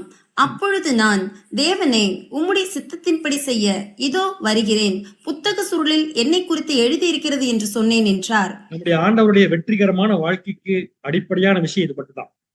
பேப்டிசம் எடுக்கும் போது என்ன முடிவுபட்டார்னா உம்முடைய சித்தத்தின்படி செய்ய இதோ வருகிறேன் அப்படின்னு. என்ன அர்த்தம்னா பேப்டிசத்துக்கு அப்புறமா என்னைக்கு ஆதாமுடைய பாவத்தை மறிச்சுட்டு கிறிஸ்துக்குள்ள உயிர்த்தெழுந்து வந்தோமோ, பேப்டிசம் முடிச்சுட்டு வந்தோமோ, அப்பையிலிருந்தே இயேசு கிறிஸ்து என்ன மைண்ட் செட் பண்ணிட்டார்னா இனிமேல் என் வாழ்க்கையில் என் விருப்பத்தை நான் செயல்படுத்த மாட்டேன். அப்ப யாருடைய விருப்பத்தை செய்வேன்? உம்முடைய சித்தம். உம்முடைய சித்தங்கிறதா பிதாவாகிய தேவனுடைய சித்தம். இதைதான் பிரேயர்ல பண்ண சொன்னாரு. உம்முடைய சித்தம் பூலோகத்தில் செய்யப்படுவது போல பரலோகத்திலும் செய்யப்படுவது. அன்புக்குரிய சகோதர சகோதரிகளே, சித்தம் அப்படின்னா விருப்பம். யாருடைய விருப்பம்னா பிதாவாகிய தேவனுடைய விருப்பம். அப்ப நம்முடைய விருப்பத்தை என்ன பண்றது? நம்முடைய விருப்பம் பிதாவாகிய தேவனுடைய விருப்பமா இருந்தா சந்தோஷம். நம்முடைய விருப்பங்கள் பேப்டிசம் எடுத்ததுக்கு அப்புறமா பிதாவாகிய தேவனுடைய விருப்பத்திற்கு புறம்பா இருந்துச்சுன்னா என்ன பண்றது? அப்போஸ்தலன் இப்போ ஒரு ஐடியா கொடுக்குறாரு, இப்படி பண்ணிருக்கிறார். பிலிப்பியர் 3ஆம் அதிகாரம் 10 மற்றும் 11ஆம் வசனம். பிலிப்பியர் 3ஆம் அதிகாரம் 10 மற்றும் 11ஆம் வசனம். இப்படி நான் அவரையும் அவருடைய உயிர்த்தெழுதலின் வல்லமையையும் அவருடைய பாடுகளின் ஐக்கியத்தையும் அறிகிறதற்கும் அவருடைய மரணத்துக்கு ஒப்பான மரணத்துக்குள்ளாகி எப்படியாயினும் நாம் மரித்தோரில் இருந்து உயிரோடு எழுந்திருப்பதற்கு தகுதியாகும் படிக்கும் அவருக்காக எல்லாவற்றையும் நஷ்டம் என்று விட்டேன், குப்பையுமாக எண்ணுகிறேன். கடைசி வார்த்தை ரொம்ப முக்கியம். இயேசு கிறிஸ்துவோட உயிர்த்தெழுந்து போய் சிங்காசனத்தில் உட்கார்ந்து அவர் கூட நியாயம் தீர்க்கக்கூடிய அதிகாரத்தை செய்யக்கூடிய நமக்கு தகுதி என்னன்னா பேப்டிசம் எடுத்ததுல இருந்து நம் விருப்பத்தை விட்டுட்டு பிதாவாகிய தேவனுடைய விருப்பத்துக்கு போகணும். அப்படின்னு எதெல்லாம் கொடுக்க இடைஞ்சலா வருதோ அதெல்லாம் நம்முடைய விருப்பமா இருந்தா கூட எப்படி அதை விட்டுருன்னு சொல்றாருன்னா அவருக்காக எல்லாவற்றையும் நஷ்டம் என்று விட்டேன். எப்படி நினைச்சுக்கிறேன்னா குப்பையா நினைக்கிறேன். ஒரு குப்பையான விஷயத்த யாராவது டேபிள் மேல எடுத்து வைப்போமா? ஒரு குப்பையான விஷயத்த நம்ம செய்யறத, நம்ம திங்க் பண்றத, மற்றவங்க நேசிக்கிறத நம்ம பார்க்க விரும்புமா? இல்ல. குப்பைனா குப்பை தான், அது அங்கதான் இருக்கணும். எடுத்ததுக்கு அப்புறமா வாழ்க்கையில் நம்ம எடுக்கக்கூடிய ஒவ்வொரு முடிவுகளும் நம்முடைய விருப்பத்தின்படி இருக்கக்கூடாது. பிதாவாகிய தேவனுடைய விருப்பம், ஒருவேளை நம்முடைய விருப்பம் பிதாவாகிய தேவனுடைய விருப்பத்துக்கு ஒத்து போனா தாராளமா என்ன பண்ணலாம் செய்யும். மிச்சம் எல்லாத்தையும் நஷ்டம் வந்தாலும் பரவாயில்ல விடணும், குப்பை நினைச்சிட்டு விடணும். இதை செய்யறதுக்கு ஒரே ஒரு சோர்ஸ் தான், நம்ம லைஃபை கொண்டே தேவன் கையில கொடுத்துறதா பெஸ்ட். கேட்டா ஏதான் பவுல் சொல்லிட்டாரு, நீங்க பேசாம உங்களை பலி செலுத்திருக்கிட்டார். ரோமர் 12ஆம் அதிகாரம் 1ஆம் வசனம். ரோமர் 12ஆம் அதிகாரம் 1ஆம் வசனம். அப்படி இருக்க சகோதரரே, நீங்கள் உங்கள் சரீரங்களை பரிசுத்தமும் தேவனுக்கு பிரியமுமான ஜீவ பலியாக ஒப்புக் கொடுக்க வேண்டும் என்று தேவனுடைய இரக்கங்களை முன்னிட்டு உங்களை வேண்டிக் கொள்கிறேன். இதுவே நீங்கள் செய்யத்தக்க புத்தியுள்ள ஆராதனை. இதுவே நீங்கள் செய்யத்தக்க புத்தி. எதுவே அப்படின்னு கேட்டா, உங்கள் வாழ்க்கைய நீங்க வச்சுக்காம தேவன் கையில கொடுத்துருங்க. அவர் எந்த வழியில் நடத்துறாரோ அதை தொடர்ந்து செய்யுங்க. கட்டாயமா நீங்க போய் சேர வேண்டிய இடத்துக்கு என்ன வழியிலன்னா போய் சேர. இதுதான் ஜீவ பலிங்கிற பேர்ல அப்போஸ்தலன் பவுல் சொல்றாரு. யார் யாரெல்லாம் இந்த பலியை கொடுக்க வராங்களோ, அதாவது தானா முன் வந்து தன் விருப்பத்தை விட்டு கொடுத்து தன் வாழ்க்கைய தேவனுக்காக கொடுக்க வராங்களோ, அவங்க கூட தேவன் வந்து போடக்கூடிய உடன்படிக்கைக்கு பேர் தான் ஞானஸ்நானம். வசனம் வாசிக்கலாம் பாருங்க.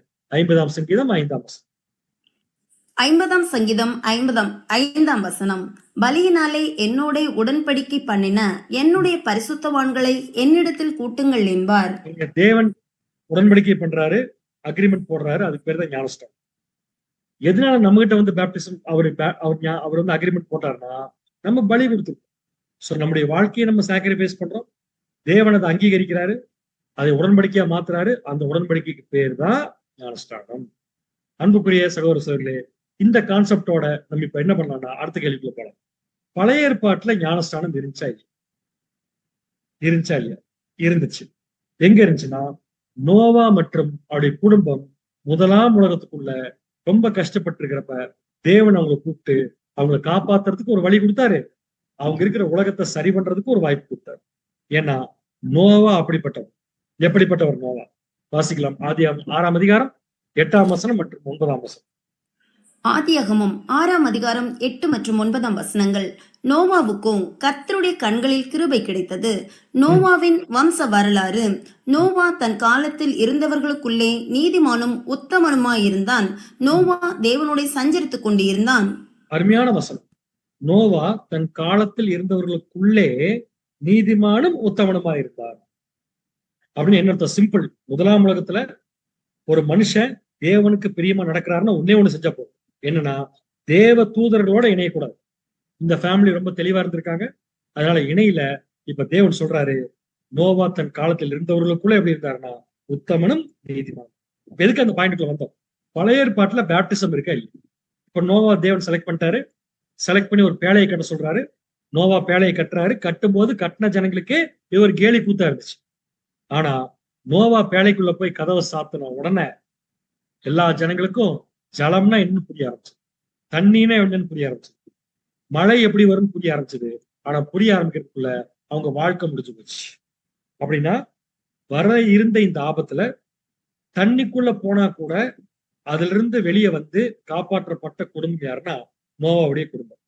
அப்ப நோவாவுடைய குடும்பம் தண்ணிக்குள்ள போயிட்டு வெற்றிகரமா வந்து அடுத்த உலகத்துக்குள்ள வந்த இந்த ப்ராசஸ, பழைய ஏற்பாட்டுல நடந்த சம்பவத்தை அப்போஸ்தலனாகிய பேதுரு என்ன பண்றாருன்னா ஒரு பேர் வைக்கிறார். என்ன பேர் வாசிக்கலாம்? 1 பேதுரு 3ஆம் அதிகாரம் 20 மற்றும் 21. 1 பேதுரு 3ஆம் அதிகாரம் 20 மற்றும் 21ஆம் வசனங்கள்.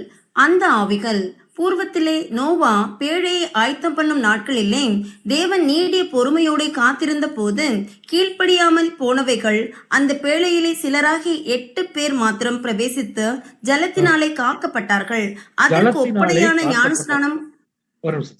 ஜலத்தினாலே காக்கப்பட்டார். அப்ப முதலாம் உலகத்துல மற்ற ஜனங்கள்லாம் ஜலத்தினாலே அழிக்கப்பட்டார். அப்ப ஊரே தண்ணியில் அழிஞ்சு போச்சு. அதே தண்ணிக்குள்ள ஒரு குடும்பம் போயிட்டு உயிரோட வந்து, தண்ணிக்குள்ள போயிட்டு மறுபடியும் உயிரோட வர்றதுக்கு என்ன பேர் பாத்தீங்கன்னா ஞானஸ்நானம். அப்ப நோவுடைய குடும்பம் தண்ணிக்குள்ள போயிட்டு வந்து எதோட கம்பேர் பண்ணலாம்? பேப்டிசம் தான். வாசிக்கலாமா? 21ஆம் வசனம். 21ஆம் வசனம்.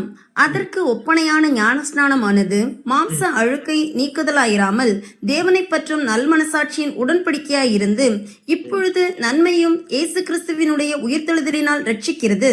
என்ன அழகா சொல்லியிருக்க அந்த ப்ராசஸ். எந்த ப்ராசஸ்? முதலாம் உலகம் முழுக்க ஜலத்துக்குள்ள போய் அழிஞ்சு வந்த அந்த ப்ராசஸ இதோட கம்பேர் பண்றாருன்னா, அதற்கு ஒப்பனையான ஞானஸ்நானமானது தேவனை பற்றும் நல்மனசாட்சியின் உடன்படிக்கையா இருக்கு. ஏன் அப்படின்னா, இங்கேயும் நம்ம தண்ணிக்குள்ள போயிட்டு எந்திரிச்சு வரோம், அங்கேயும் நோவுடைய குடும்பம் தண்ணிக்குள்ள போயிட்டு வந்துச்சு. இன்னும் சொல்ல போனா, தண்ணிக்குள்ள போறதுக்கு முன்னாடி இருந்ததை விட தண்ணிக்குள்ள போயிட்டு வந்ததுக்கு அப்புறமா அவங்க வாழ்க்கையே பாதுகாப்பாயிடுச்சு. அதே மாதிரிதான் இயேசு கிறிஸ்துடைய மரணத்திற்குள்ளான ஞானஸ்நானம் எடுக்கிறதுக்கு முன்னாடி இருந்ததை விட அவருடைய மரணத்திற்குள்ளான ஞானஸ்நானம் எடுத்ததுக்கு பின்னாடி நம்ம இன்னும் அதிக பாதுகாப்பு தான் வரப்போறோம். ஏன்னா நம்ம கிறிஸ்துக்குள்ள என்ன ஆயிடுறோம்னு பாத்துக்க. இதே மாதிரி இன்னொரு விஷயம் பழைய ஏற்பாடு நடந்துச்சு. பேப்டிசம். செங்கடல் பிளந்து இஸ்ரேல் ஜனங்கள் காப்பாற்றப்பட்டு அவர்கள் கானான் தேசத்தை நோக்கி புறப்பட்டார். இதே கடலுக்குள்ள பார்வோனுடைய ரதங்கள் வந்து மாட்டிக்கிச்சு. ஆனா இவங்களுக்கு மட்டும் பாதுகாப்பு போச்சு. அப்ப இவங்க என்ன பண்ணிருக்காங்க? தண்ணிக்குள்ள போயிட்டு மறுபடியும் உயிரோட வந்திருக்காங்க. தண்ணிக்குள்ள போயிட்டு உயிரோட வர்றதுக்கு என்ன பேர்? பேப்டிசம். அப்ப இது கூட என்னதான்? பேப்டிசம் தான். அப்போஸ்தலன் பவுல் சொல்றாரு 1 கொரிந்தியர் 10ஆம் அதிகாரம் 1, 2, 3. 1 கொரிந்தியர் 10ஆம் அதிகாரம் 1ஆம் வசனம் முதல் 3ஆம் வசனம் வரை. இப்படி இருக்க சகோதரரே, நீங்கள் எவைகளை அறிய வேண்டும் என்றிருக்கிறேன் என்றால், நம்முடைய பிதாக்கள் எல்லாரும் மேகத்துக்கு கீழாயிருந்தார்கள், எல்லாரும் சமுத்திரத்தின் வழியாய் நடந்து வந்தார்கள், எல்லாரும் மோசேக்குள்ளாக மேகத்தினாலும் சமுத்திரத்தினாலும் ஞானஸ்நானம் பண்ணப்பட்டார்கள், எல்லாரும் ஒரே ஞான போஜனத்தை புசித்தார்கள். எல்லாரும் மோசேக்குள்ளாக மேகத்தினாலும் சமுத்திரத்தினாலும் என்ன பண்ணப்பட்டார்கள்? ஞானஸ்நானம் பண்ணப்பட்டார். தட் மீன்ஸ் என்ன அர்த்தம்னா, அந்த செங்கடலை பிளந்து தேவன் அவங்களை வழி அனுப்பின விஷயம் எதுக்கு அடையாளமா இருக்குன்னு பாத்தீங்கன்னா ஞானஸ்நானம். அப்ப இந்த 2 சம்பவத்தையும் பழைய ஏற்பாட்டுல இருக்கு, புதிய ஏற்பாட்டுல ஞானஸ்நானம் சொல்லி எழுதுறாங்கன்னா என்ன புரிஞ்சுக்கலாம்னா, ரொம்ப கிளியரா ஊரே அழிஞ்சாலும் தனக்காக வரக்கூடிய ஜனங்களை தேவன் காப்பாத்துற பேர் தான் என்னன்னு பாத்தீங்கன்னா ஞானஸ்நானம். ஆனா இன்னைக்கு கிறிஸ்தவ மார்க்கத்துல இது எதுவுமே தெரியாம திடீர்னு கிறிஸ்துவ ஏதோ ஒரு மார்க்கத்துல இருந்து வந்து பேரை மாத்தி சபையில சேர்றதுக்காக எடுக்கக்கூடிய ஞானஸ்தானமே கிடையாது. ஏன்னா நாம பண்ணக்கூடிய ஞானஸ்தானம் என்பது நல் மனசாட்சியின் உடன்படிக்கை. இப்பதான் படிச்சோம். அப்போ உடன்படிக்கையினாலே 2 பேர் உடன்படணும். அதுக்கு பேர் உடன்படிக்கை. ஒருத்தர் இந்த பக்கம், ஒருத்தர் அந்த பக்கம். சோ எந்த உடன்படிக்கையில யார் யாரெல்லாம் நிற்கிறாங்க? இங்க நாம இந்த பக்கம் பிதாவாகியது 2 பேர் சேர்ந்து என்ன உடன்படுறோம்? நம்ம சொல்றோம், என் வாழ்க்கையவே நான் உங்களுக்கு என்ன பண்றேன்னா ஜீவ பலியை ஒப்பு கொடுக்குறேன், என் சொந்த விருப்பத்தை நான் விட்டு கொடுத்துட்றேன், உங்க விருப்பத்தை செய்யறேன்னு சொல்லிட்டு நம்ம ஒரு பக்கம் உடன்படுறோம். உடனே தேவன் என்ன பண்றாரு? இந்த உடன்படக்கூடிய விஷயம் நம்ம கிட்ட இருக்கிறதுனால அதை அப்ரிஷியேட் பண்ணி அவருடைய பரிசுத்த ஆவியை கொடுத்து நம்மளை வழிநடத்துறாரு. இப்ப நாம முன்னாடி ஒரு ஸ்டெப் எடுத்து வைக்கிறோம், நமக்காக தேவன் ஒரு ஸ்டெப் எடுத்து வைக்கிறாரு, 2 பேர் சேர்ந்து அக்ரி பண்ணி போட்ட அக்ரிமெண்ட் தான் பேப்டிசம். அப்ப ஞானஸ்தானங்கிறது ஒரு உடன்படிக்கை. ஒரு உடன்படிக்கை, ஒரு அக்ரிமெண்ட்டுக்கு எது ரொம்ப முக்கியம்னா, யார் போடுறாங்க, யார்கிட்ட போடுறாங்க. உலகத்திலேயே இப்படித்தான். நீங்க கோர்ட்டுக்கு போனாலும் அப்படித்தான். அக்ரிமெண்ட் யார் பேர்ல இருக்கு, யார் போட்டது, யார் மேல போட்டாங்க. அதே மாதிரிதான் நீங்க ஏற்கனவே ஞானஸ்தானம் எடுத்தேன்னு சொன்னீங்கன்னா, இப்ப நீங்க சொல்லுங்க, இது உடன்படிக்கைன்னு உங்களுக்கு அப்ப தெரியுமா? சரி, தெரிஞ்சிருக்கலாம். உடன்படிக்கைன்னு தெரிஞ்சு ஓகே தானுங்க. ஆனா அந்த உடன்படிக்கையை நீங்க யார்கிட்ட போட்டீங்க? பிதாவாகிய தேவன்கிட்ட போட்டீங்களா, ஆண்டவராகிய இயேசு கிறிஸ்துவிட்ட போட்டீங்களா? ஏன்னா உங்களுக்கு தெரிஞ்சிருக்காது. பிகாஸ் திருத்துவங்கிற சப்ஜெக்ட் படிக்கிற வரைக்கும் நம்மளை பொறுத்த வரைக்கும் தேவன் தான் கிறிஸ்து தான் தேவன். அப்படின்னா நம்ம உடன்படிக்கை போடும்போது ஒரு கிளாரிட்டி இல்ல. நம்ம இதுக்கு முன்னாடி பேப்டிசம் எடுக்கும் போது நமக்கு ஒரு தெளிவு இல்ல. தெளிவில்லாமல் எடுக்கிறதுக்கு பேர் ஸ்நானமே தவிர தெளிவோடு எடுக்கிறதுக்கு பேர் தான் ஞானஸ்தானம். அதனால நான் ஏற்கனவே எடுத்தேன்னு என்ன பண்ண வேண்டாம், யாருமே சொல்ல வேண்டாம். எடுக்க வேண்டிய ஞானஸ்தானம் இதுதாங்கிறத கிளியரா பார்ப்போம். சோ பாருங்க, இதெல்லாம் ஒரு ஞானஸ்தானம் சொல்லிட்டு இருக்காங்க. அடுத்தது முழுக்க ஞானஸ்தானம். இதுவும் ஞானஸ்தானம். இந்த குழந்தைக்கு என்ன நாலேஜ் இருக்கு, என்ன ஞானம் இருக்கு, அது கிறிஸ்துவ யாருன்னு தெரியும், கிறிஸ்துடைய பாடுகள் என்ன தெரியும். இது பாடுபடுவதற்கு தயாராச்சா? கிறிஸ்து சொன்னார் இல்லையா, நான் வந்து பேப்டிசம் எடுத்து வந்த உடனே எவ்வளவோ நெருக்கப்படும், இந்த குழந்தைக்கு நெருக்கம் வந்தா தாங்குமா? அப்ப இந்த குழந்தைக்கு கொடுக்குற ஞானஸ்தானம், தலையில தண்ணி ஊத்துறது, தெளிச்சு விடுறது, இது எல்லாமே ஞானஸ்தானம் என்று கணக்கெடுத்துக்கவே முடியாது. அப்படின்னு எதை எடுத்துக்கிறது? இப்ப படிச்ச மாதிரி சத்தியம், நாம நம்முடைய சொந்த விருப்பத்தை விட்டு கொடுத்துட்டு ஜலத்திலையும் ஆவியிலையும் பிறந்து கிறிஸ்துவோட சிங்காசனத்துல போய் உட்காருவேன்ட்டு கமிட்மெண்டோட கொடுக்குறோம் பாத்தீங்களா, இதுதான் ஞானஸ்தானம். இதெல்லாம் இல்லாம தேவன் யாருன்னு தெரியாம, கிறிஸ்து யாருன்னு தெரியாம, பரிசுத்தாவின என்ன ஆவியானவர் அப்படின்னு நினைச்சிட்டு இருந்தோம். பரிசுத்தாவின் என்ன தெரியாம, காட்ஸ் பிளான் தெரியாம, இயேசு கிறிஸ்துவின் மரணத்திற்குள்ளான ஞானஸ்நானம் என்னன்னு தெரியாம, யாருகிட்ட உடன்படிக்கை செய்யறன்னு தெரியாம, என்ன உடன்படிக்கை செய்யறன்னு தெரியாம, ஜலத்தில் பிறப்பது என்றால் என்ன தெரியாம, ஆவியில் பிறப்பது என்றால் என்னங்கிறது தெரியாம நான் பேப்டிசம் எடுத்துட்டேன்னு சொல்றது அன்புக்குரிய சகோதரர்களே எந்த விதத்துல தேவன் யார், கிறிஸ்து யார் தெளிவா தெரியும். அந்த தெளிவில்லாதவங்களை பார்த்து இயேசு கிறிஸ்து சொல்றாங்க. மத்தேயு 7ஆம் அதிகாரம் 21ஆம் வசனம். மத்தேயு 7ஆம் அதிகாரம் 21ஆம் வசனம். பரலோகத்தில் இருக்கிற என் பிதாவின் சித்தத்தின்படி செய்கிறவனே பரலோக ராஜ்யத்தில் பிரவேசிப்பானே அல்லாமல் என்னை நோக்கி கர்த்தாவே கர்த்தாவே என்று சொல்கிறவன் அதில் பிரவேசிப்பதில்லை. எங்க அப்பான்னு என்னை நினைச்சிட்டு நீங்க என்னை காப்பாத்துக்கு எத்தனை தடவை கூப்பிட்டாலும் நான் சொல்றேன் நீங்களால பரலோகத்துக்கு போக முடியாது. அப்படின்னா கிளாரிட்டி. என்ன கிளாரிட்டி? பிதா யார், குமாரன் யார், நம்ம யாரு, நம்ம எதுக்கு பேப்டிசம் எடுக்கணும், பேப்டிசம் எடுக்கிறதுக்கு முன்னாடி அந்த வார்த்தையில் இருக்கிற ஞானம் என்ன இதெல்லாம் தெரிஞ்சுக்கணும். அதனால இதெல்லாம் தெரியாம நீங்க 30 தடவை எடுத்திருந்தாலும் சரி, 40 தடவை எடுத்திருந்தாலும் சரி, அது ஞானஸ்தானம் கிடையவே கிடையாது. ஒரே ஒரு ஞானஸ்தானம், இந்த விசுவாசத்துல எடுக்கிற ஞானஸ்தானம். ரொம்ப கிளியரா அப்போஸ்தலன் பவுல் சொல்றாரு எபேசியர் 4:5, ஒரே கர்த்தர், ஒரே விசுவாசம், ஒரே ஞானஸ்தானம். இவ்வளவு சொல்லி கொடுத்ததுக்கு அப்புறம் இல்ல நாங்க எடுத்ததுதான் கரெக்ட், ஏற்கனவே எடுத்தோம் நீங்க சொன்னீங்க, நோ ப்ராப்ளம். சத்தியத்தை கேட்டீங்க, கரெக்டான விஷயத்த முடிவெடுக்கிறதுக்கு ஒரு வாய்ப்பு கிடைக்கும் போது முடிவெடுக்காம விட்டுட்டீங்கன்னா எந்த விஷயத்துக்காக பிரயாசப்பட்டு ஓடணுமோ அந்த வாய்ப்பு நமக்கு கிடைக்காது. அவ்வளவுதான். ஏன்னா இயேசு கிறிஸ்து சீஷர்கள் அனுப்பும்போது என்ன சொல்லிட்டாருன்னா, யாரையும் கப்பல் பண்ணாதீங்கன்ட்டு. யார் மன உணர்ந்து வந்து நான் வரேன் அப்படின்னு வராங்களோ அவங்க வந்தா போதுட்டார். வாசிக்கலாம். மார்க் 16ஆம் அதிகாரம் 15 மற்றும் 16. மார்க் 16ஆம் அதிகாரம் 15 மற்றும் 16ஆம் வசனங்கள். பின்பு அவர் அவர்களை நோக்கி, நீங்கள் உலகமெங்கும் போய் சர்வ சிருஷ்டிக்கும் சுவிசேஷத்தை பிரசங்கியுங்கள். விசுவாசம் உள்ளவனாகி ஞானஸ்நானம் பெற்றவன் ரட்சிக்கப்படுவான், விசுவாசியாதவனோ ஆக்கினைக்குள்ளாக தீர்க்கப்படுவான். என்ன கிளியரா சொல்லிட்டு போயிருக்காரு ஆண்டவரு. நீங்க போய் சுவிசேஷத்தை பிரசங்கிங்க, கேட்கட்டும். கேட்டுட்டு நீங்க சொன்ன சுவிசேஷத்தின் மேலையும் அதுல இருக்கிற எண்ணெய் பத்தியும் யாருக்கு விசுவாசம் வருதோ அவங்க ஞானஸ்நானம் எடுத்தாங்கன்னா ரட்சிக்கப்படுவாங்க. மாட்டேன்னு சொல்லி நிக்கிறவங்க என்ன பண்ண மாட்டாங்க, ரட்சிப்புக்குள்ள வர்றதுக்கு வாய்ப்பு. இப்போ உங்க கண் முன்னாடி வச்சாச்சு, இதான் சத்தியம், இதான் வசனம். இதன்படி சரியான முடிவு எடுக்கிறவங்களுக்கு நிச்சயம். ஆனா அவங்க திருப்பி ஓடணும், அதுவும் இருக்கு. கிறிஸ்து மாதிரி நடந்து காமிக்கணும், அதுவும் இருக்கு. ஆனா நடந்து காமிக்கிறதுக்கு தான் பாதுகாப்பு கிடைச்சிருது நமக்கு, கிறிஸ்துக்குள்ள போயிடுறோம்ல. அதனால அதை பத்தி கவலைப்பட வேண்டிய அவசியம். இப்ப இந்த சத்தியம் உங்களுக்கு வந்து சேர்ந்தக்கூடிய காரணம் என்ன? இந்த காரணம், நீங்கள் இந்த அசத்தியத்தை விட்டுட்டு பாபிலோனை விட்டுட்டு அதுல இருந்து வெளியே வரதுக்கு நீங்க தயார்னா, பாபிலோனை விட்டு வெளியே வர தயாரா இருக்கிற எல்லாரையும் கிறிஸ்து ஏற்றுக்கொள்ள தயாரா இருக்கிறார். அவர் சார்பாக நாங்க ஏற்றுக்கொள்ள தயாரா இருக்கோம். நீங்க எப்படி வந்தீங்க அப்படின்னா வேற ஒண்ணும் இல்லைங்க, இதான் வழி. ஒரு பைபிள் ஒரு சம்பவம் இருக்கு. அது என்ன, பிலிப்பு இருக்கார் இல்லையா, அந்த பிலிப்புடைய வாழ்க்கையில் நடந்த ஒரு சுவாரஸ்யமான சம்பவம். என்ன சம்பவம்னா, ஒரு புறஜாதி நாட்டு ராணியினுடைய மந்திரி, அந்த ஊர் பேர் கந்தாகே. கந்தாகேங்கிற நாட்டில் இருக்கிற ராணியினுடைய ஒரு மந்திரி ஒரு புக் ஷோக்கு எருசலேமுக்கு வர்றார். புக் ஷோ வந்து ஒரு புஸ்தகத்தை வாங்குறாரு. என்ன புஸ்தகம்னா ஏசாயா தீர்க்க தரிசன புஸ்தகம் வாங்கி ரதத்துல ஏறி உட்காந்துட்டு படிச்சுக்கிட்டே போயிட்டு இருக்காரு. படிக்கும் போது ஏசாயா 53ஆம் அதிகாரம் படிக்க வருது. அப்ப அதுல யார் இருக்கான்னா நம்முடைய ஆண்டவராக இயேசு கிறிஸ்து.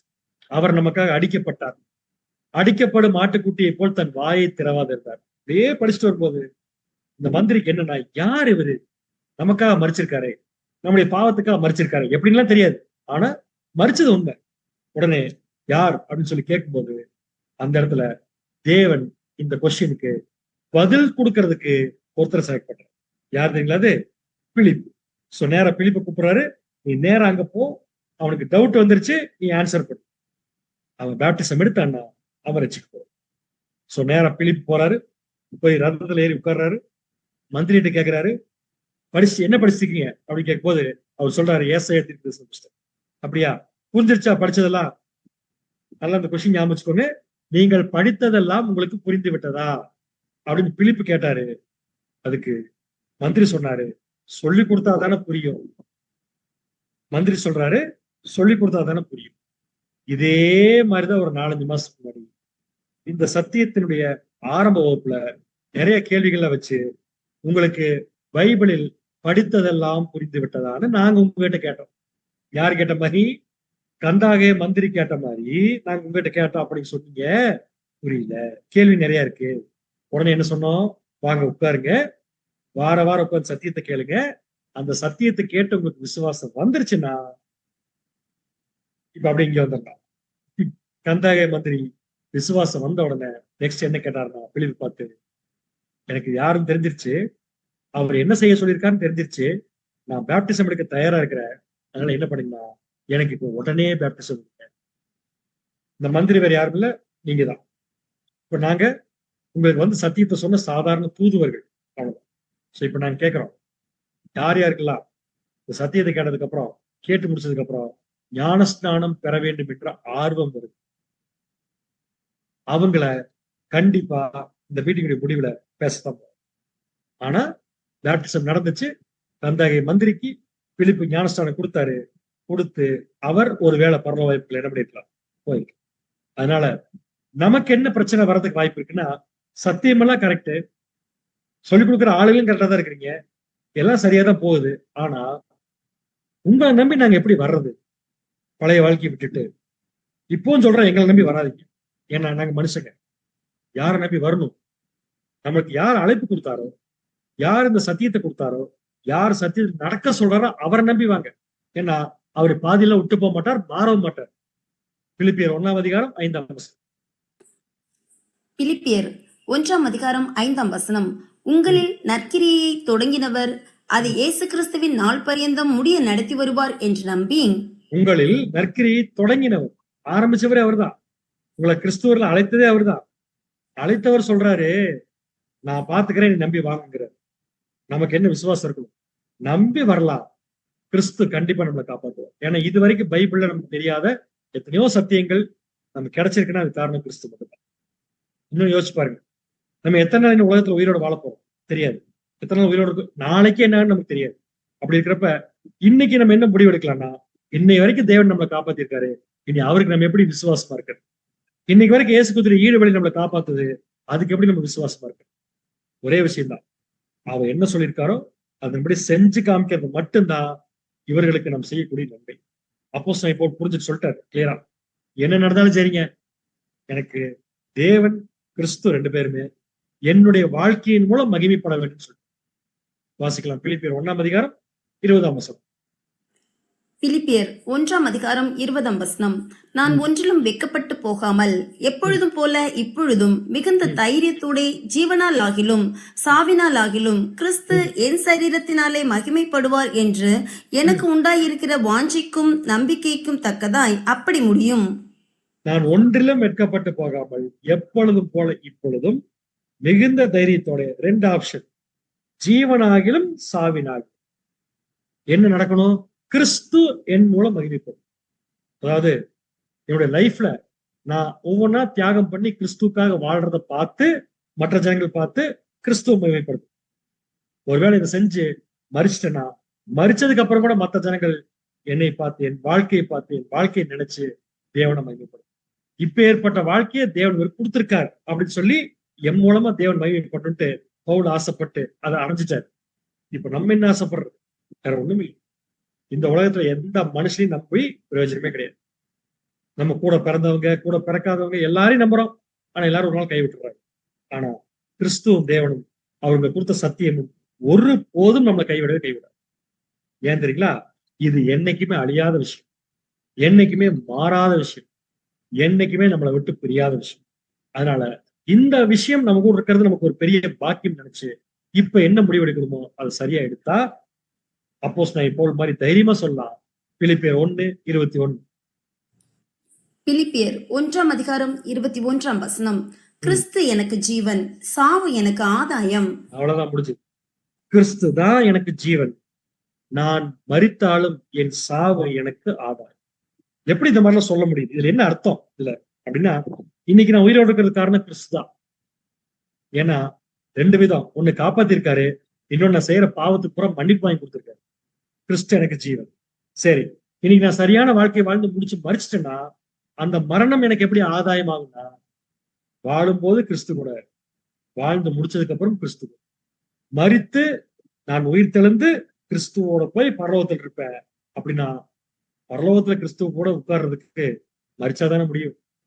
அதனாலதான் சொல்றாரு, சாவு எனக்கு அது. இந்த கான்பிடன்ஸ் யாருக்கு வரும்னா, பேப்டிசத்துல ஆரம்பிச்சவங்களுக்கு மட்டும்தான் வரும். அன்புக்குரிய சகோதரர், கட்டாயமா புதிதாக கேட்டிருக்கிற சகோதரர்கள் நிறைய பேருக்கு இந்த நாலேஜ் பேப்டிசம் எடுக்கும்போது எடுத்திருக்காது. சோ அது ஞானஸ்தானமே அல்ல, எடுக்க போறதா சரியான ஞானஸ்தானம். அதை சத்தியத்துல விளக்கியாச்சு. அடுத்தது என்ன முடிவு எடுக்க போறீங்க அப்படிங்கிறத நீங்க என்ன பண்ணலாம்னா தாராளமா முடிவெடுக்கலாம். அதற்காக கடைசியில பாத்தீங்கன்னா உங்களுக்கு இந்த ஸ்கிரீன்ல இப்போ ஒரு போன் நம்பர் கூட இருக்குது. இந்த போன் நம்பர் நம்முடைய அன்பு சகோதரர்களோடது. அவங்களுக்கு நீங்க தொடர்பு கொண்டு பேசுனீங்கன்னா அடுத்து உங்களை என்ன செய்யறது அப்படிங்கிறத அவர் கிளியரா என்ன பண்ணுவாருன்னா கைட். ஸோ இந்த ஸ்கிரீன் அப்படியே இருக்கும். நம்ம மீட்டிங் எல்லாம் முடிச்சதுக்கு அப்புறம் மறுபடியும் ஒரு கேள்வி பதில் செஷன் இருக்குன்னு சொல்லியிருக்காங்க. அதற்காக நம்ம இணைஞ்சிருக்கலாம். பாடம் இதோட முடிஞ்சது. தொடர்ந்து நம்முடைய அன்பு சகோதரர் மரியாதை அவர்கள் நடத்தும்படியாக அன்புடன் கேட்டு.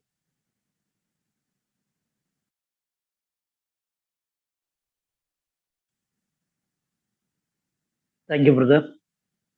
அன்புக்குரிய சகோதர சகோதரிகளே,